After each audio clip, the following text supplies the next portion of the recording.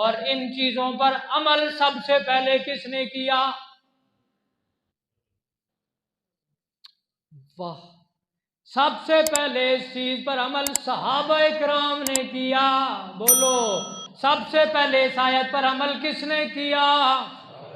اوے اونچی آواز نال، سب سے پہلے اس آیت پر عمل کس نے کیا؟ سب سے پہلے آیت کے مخاطب کون ہیں؟ جن کے سامنے آیت نازل ہوئی وہ کون ہے؟ تو اللہ کا قرآن پہلے لحظے میں مہر لگاتا ہے میرے نبی کے قدموں میں بیٹھنے والا ابو بکر صدیق ہو یا امیر معاویہ ہو، سارے کے سارے کامیاب ہیں. کیا آپ کو کوئی شک ہے؟ سب کے سب کامیاب اور کامران ہیں. اس آیت کا جملہ پہلے صحابہ پہ مہر لگاتا ہے وہ کامیاب، اس کے بعد جو ان چیزوں کے عمر جو عمل کرتا جائے گا وہ بھی کامیاب اور کامران ہے. لیکن صحابہ کی شان کو کوئی نہیں پہنچ سکتا. قرآن کہتا ہے لا یستوی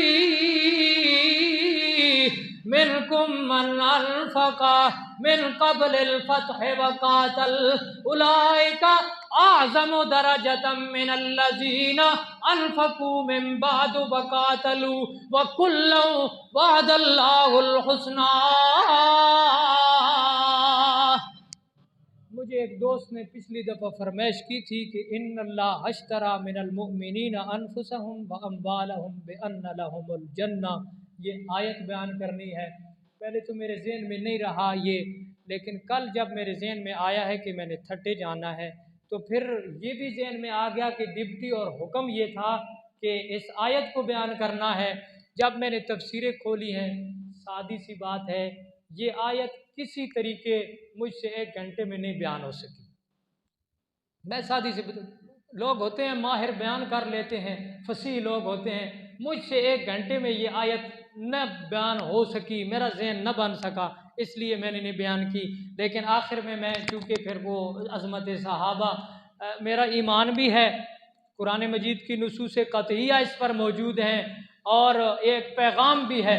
قرآن مجید میں اللہ نے فرمایا سنو یاد رکھو، میں ہر جگہ یہ اعلان کیا کرتا ہوں کسی صحابی کا نام لے کر، چھوٹا ہو یا بڑا، درجے میں زیادہ ہو یا کم، تاریخ کے زور پر ہمیں کسی نے نہیں وکیل بنایا کہ ہم کسی صحابی کا نام لے کر دوسرے پر تبرہ کریں. بول، وکیل بنایا ہے؟ حدیثیں دیکھ دیکھ کر، صحیح حدیث بھی ہو، تواتر کی حد تک بھی ہو، قطعی الدلالت بھی ہو، قطعی الثبوت بھی ہو، اور سب سے بڑی کتاب بخاری میں بھی ہو، لیکن قرآن کے مقابلے میں صحابی کی تنقید کے لیے میں کہتا ہوں رب کعبہ کی قسم کبھی بھی برداشت نہیں کی جائے گی. قرآن کیا کہتا ہے؟ قرآن مجید نے جب فیصلہ کیا لا یستوی منکم من انفق من قبل الفتح وقاتل، فتح مکہ سے پہلے اللہ نے 2 گروہ صحابہ اکرام کے بنا دیے. ایک وہ لوگ ہیں جو فتح مکہ سے پہلے اسلام کے لیے لڑے، اپنی جانیں قربان کی، اپنا مال قربان کیا، اپنا وقت قربان کیا، اور دوسرے وہ لوگ ہیں جو بعد میں فتح مکہ کے بعد مسلمان ہوئے، فتح مکہ کے موقع پر بعد میں اسلام کے لیے اپنا مال پیش کیا، اپنی جانیں پیش کی، اپنا وقت پیش کیا، اسلام کے اوپر عمل کیا. اللہ کا قرآن گواہ ہے یہ 2 گروہ لازمی ہیں، اللہ نے خود بنائے ہیں، ان کو اللہ نے خود 2 گروہ میں تقسیم کیا. فرمایا اولئک اعظم درجۃ، پہلا گروہ جو ہے اس کا درجہ بہت زیادہ ہے، اس میں جتنے صحابہ ہیں سب کا درجہ بعد والوں سے زیادہ ہے. لیکن سن لے، وہ 14 صدی بعد آنے والا یا صحابہ کے بعد آنے والا، رب کا قرآن اعلان کرتا ہے فتح مکہ سے پہلے مسلمان ہونے والا ہو یا بعد میں ہو، وَكُلًّا، وہ گل ختم نہیں ہو گئی. میں آنا ساریاں تاریخ کی کتاباں اگ لا دینی چاہیے جڑی صحابہ نے بارے وکالت کرنی ہے فلاں نے فلاں کے متعلق یہ لکھا ہے فلاں انٹرنیٹ کی دنیا ہے کل پرسوں بھی میں کی خاطر ایک دن اس کے ساتھ کھڑا ہوتا ہے ایک دن اس کے ساتھ کھڑا ہوتا ہے ایک دن ادھر کھڑا ہوتا ہے لیکن وہ جہاں کھڑے ہو گئے واہ میرے اللہ واہ فرمایا لا تجد قوما یؤمنون باللہ اللہ کچیا کو سبحان اللہ اوے صحابہ دی عظمت بیان ہوئے ڈرنے کیا کرو کدے چھت تلے آسی تے محنت آسی تساں کوئی بھی کچھ نہیں آخنا تسی تے سننے والے ہو تساں کچھ بھی نہیں آنا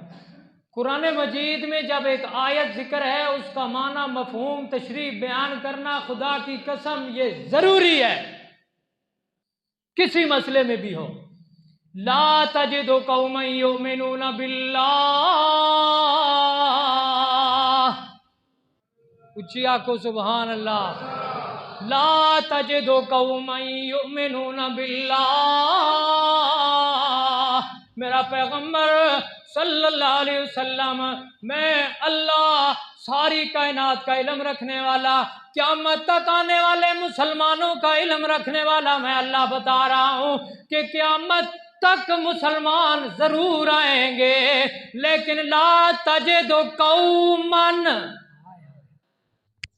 لا تجد قوما یؤمنون باللہ والیوم الاخر قیامت تو آ سکتی ہے لیکن تیرے صحابہ جیسے مومن قیامت تک نہیں پیدا ہو سکتے اگر معنی غلط ہے اپنی طرف سے کیا ہے تو گولی مار دو خدا کی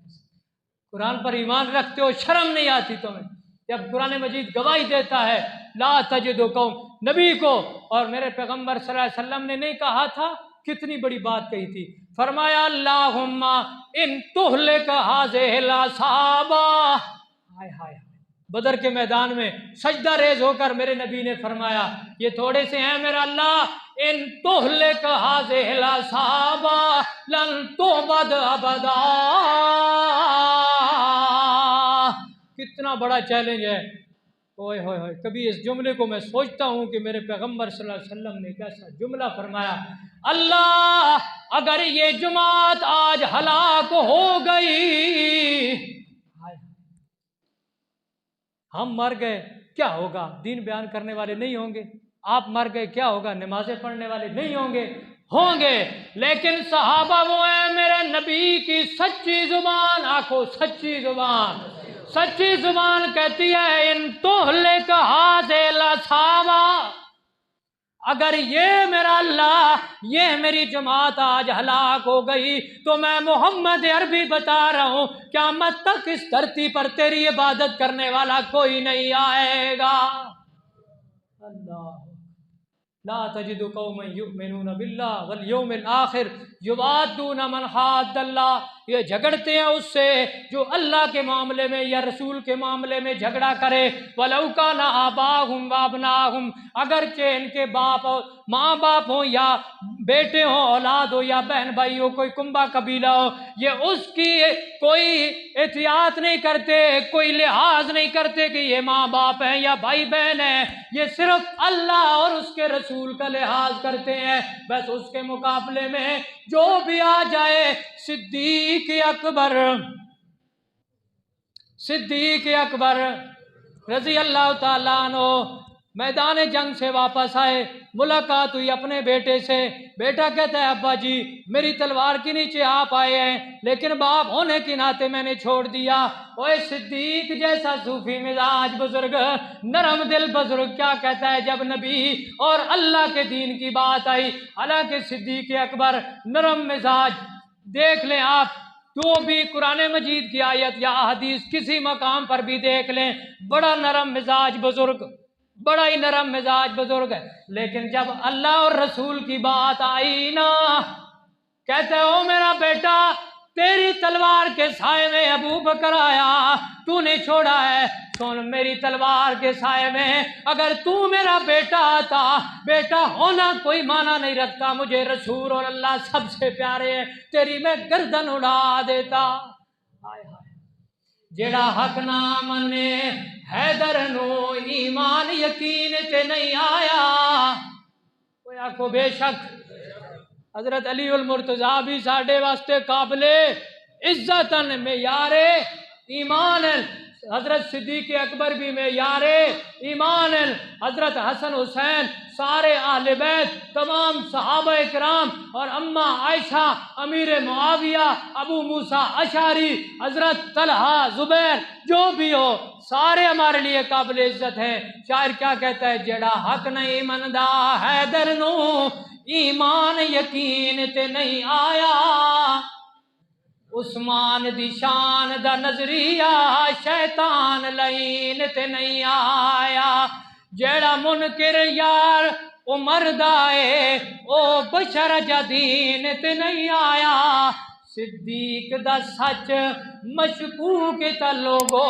بات سچ زمین تے نہیں آیا۔ آخر دعوانا الحمدللہ۔